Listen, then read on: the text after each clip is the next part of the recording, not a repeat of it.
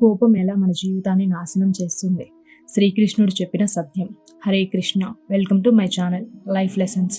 ఈరోజు మనం తెలుసుకోబోతున్న విషయం కోపం గురించి. ఎప్పుడైనా ఇలా జరిగిందా? కోపంలో ఒక మాట అనేసి తర్వాత బాధపడిన సందర్భం, లేదా కోపంలో ఒక నిర్ణయం తీసుకొని తర్వాత పెద్ద సమస్యగా మారిందా? కోపం వచ్చినప్పుడు మనకు ఏమి సరైనది, ఏమి తప్పు అనే విషయం కూడా అర్థం కావడం లేదు. మన ఆలోచనలు మసకబారిపోతాయి, మన మాటలు కఠినంగా మారిపోతాయి, మరియు మన నిర్ణయాలు కూడా తప్పుగా మారిపోతాయి. ఈ విషయాన్ని శ్రీకృష్ణుడు చాలా స్పష్టంగా చెప్పారు భగవద్గీతలో అర్జునునకు.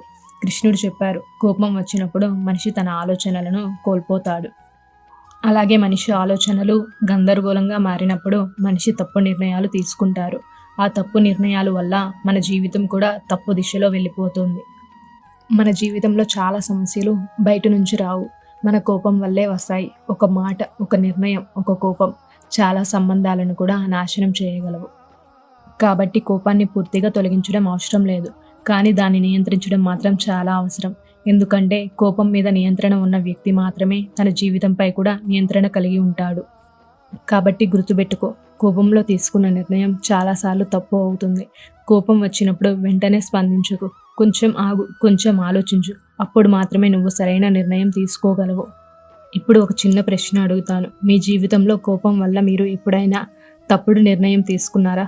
కామెంట్లో చెప్పండి. మీకు ఈ వీడియో యూజ్ అవుతుంది అనుకుంటే ప్లీజ్ సబ్స్క్రైబ్, అలాగే లైక్ అండ్ షేర్ చేయండి. హరే కృష్ణ.